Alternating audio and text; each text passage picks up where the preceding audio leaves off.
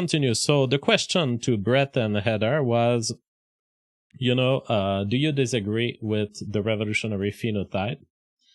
Do you disagree with the theory of evolution as it is presented to it? And do you think that CRISPR could have negative consequences on human civilization going forward? So I know this is aimed at you, but I will just say that I have not read it. We've been asked this multiple times. We've been sent the book. Yep. You have not read it. I have not read it. We are not intentionally not reading it, but there is. This cracked me up. We are not intentionally not reading it. And, just to put some perspective here, I'm not pissed at Heather and Brett for not reading it. They should take whatever time they need to read it properly. But at the same time, think about it from a historical perspective. Like, is this the last quote you're gonna leave on the revolutionary phenotype? Like, people 2,000 years down the line, they will laugh. As DK Shadow was saying, historians will laugh at this kind of sentence. It's like, you had a chance to have the cap of biology. This is the end of biology. This is the last word. Everything else after it is cataloging of little facts here and there and detailing of already existing equations. There will be nothing new after this. And do you want to be on the record saying what you actually think about the content? Or do you want to leave a trace of yourself that says, well, we're not unintentionally reading it, but we're kind of busy. How can I sell this book to them? I understand that you can be busy. What if I told you that the most important theory again, I've said it before, but the most important theory of biology since Darwin is in your hands? Don't you want to hear about it? It has implications for the emergence of DNA, for memes, for human culture, for what's going forward with CRISPR and the potential dangers we're faced. David, last name, says, hey, JF, say the letter S. JF, Hess. Okay. Now say Hess. JF, S. Michael Murray says, we read it, but we will pretend we didn't because we can't engage with JF and legitimize someone linked to insert bad stuff. No, I don't think that they are in this mood. See, I don't think we are getting deceived here. First, there's the evidence that Heather is thinking that this book does not have anything to say about CRISPR. And so she was definitely wrong on this. So that shows a kind of genuine misunderstanding, a genuine not reading of my book. I can assess that without knowing about her state of intentionality, Heather did not read the revolutionary phenotype. Skatey says, Jeff, there is certainly more that will be new. I know what happens after TRP. Perhaps I should write a book on it. Well, exactly what I said. There is a future to biology, but you're going to develop sub-equations to things that already exist. In other words, going forward, biology is just the deployment of either the theory of evolution or the theory of phenotypic revolutions. That's it. And from a scientific community perspective, we're going to get through the whole response here, but from a scientific community perspective, if, like Brett and Heather, you acknowledge that the peer review system is bunk, it has failed us, it seems to me that we should have a kind of public code that if a major theory is being proposed, it should get reviewed. Just like I will review their book. I don't think it's going to be a major theory. I think it's going to be a joke book as far as I can tell. It's like a guide to the 21st century hunter-gatherers or something. I mean, it's coming out in September 14. I will read it. But if we have a kind of strategy between intellectuals where there are certain books we ignore, and we let the low levels of the internet complain against the author, like as happened this morning to me on Twitter. It's like, instead of having people who actually have a brain, I have people who are so sheepish that even in universities they would look sheepish. It's like, even in this highly corrupt social environment that the peer review system is, they still wouldn't qualify for it.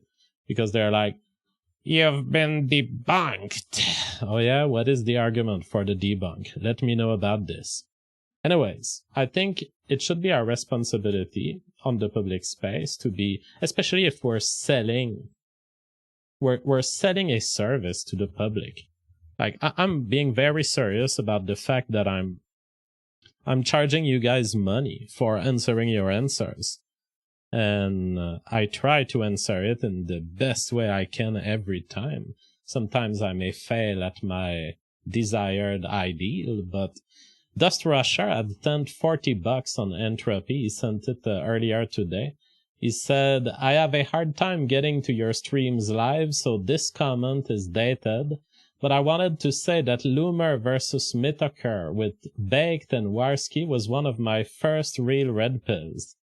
How much has the internet changed in the years since, and how different the world could be if it hadn't? Wow.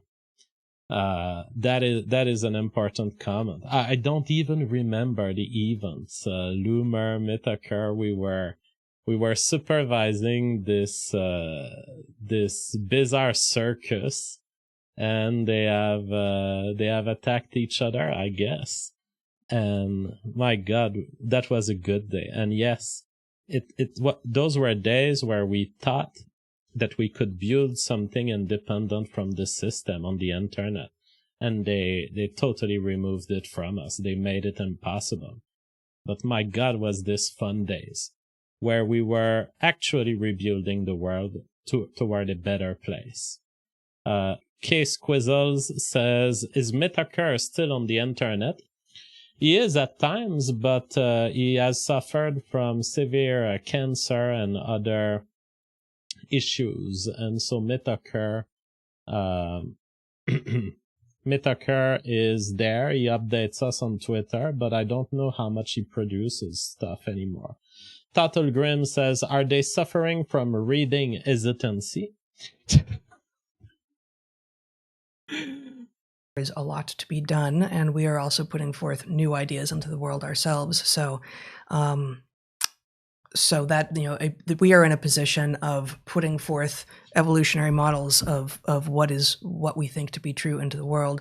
It is not our responsibility to be assessing other people's alternative models of what is going on. I think this is where we can see Heather is being impacted by this super chat, and credit to Andrew for sending it. It's like, this is just a scientific question. Do you agree? Do you think he's wrong? Do you think this theory is wrong or right? To have her go into this line of justification, well, it's not really our responsibility. Well, whose responsibility is it if public intellectuals cannot respond to their own super chats? I mean, I'm asking the question seriously, because Dust Ratcher was talking to me in his super chat about the times of 2016, 2017. And back in those days, we were developing a system of intellectual challenge that was very different from the mainstream, and that was offering an opportunity for everyone to get their word heard, and everyone to be faced with an actual addressing of the argument, rather than tactics of ignoring and, let's not talk about this, and let's talk about this, and let's bring attention toward this. I don't know that we can brag of offering a better alternative than the peer review system if we do not have a system of honesty and direct engagement with arguments. That's why, personally, I would never say, and I'm not telling you that Heather is wrong. It's not our responsibility. Well, that's a moral position. So to me, there's nothing wrong or right. It's a preference. But let me tell you that I have a totally different preference than Heather. I see it as my absolute responsibility to comment on anything remotely biology related in any way that you could bring to my attention. She seems to see her role as different, but then what is it? Is this entertainment? It seemed to me like an intellectual podcast. It seemed to me like a podcast that was aimed at teaching biology. But maybe I'm wrong. David says, what a faithful audience JF has, that they keep sending these super chats to Brett and Heather over and over. It really shines a light on Brett and Heather's reading hesitancy. You guys have come up with this new word now. Vlad Romaniuk says, the whole point of a podcast is to talk about IDs and answer super chats. That response is way overblown. There's no reason to be so defensive. Exactly. This is what I identify in her behavior. It's like she says first, we're not intentionally not reading it. And this was not the subject of the super chat. The super chat is asking you about a technical question. Is this theory true or not? And she goes on a very defensive streak. Seen some indication that Bob Trivers had read it and thought highly of it, which of course is a huge mark potential. We have gone through all this, and I mean all this, I mean the history of the internet. We have gone through all this, the rise of 2016, 2017 internet debates, where we have tried to focus back on the actual arguments. Like, we've made it a thing in our culture to call out fallacies and to say, no, you have to answer to this question. This is what I'm bringing.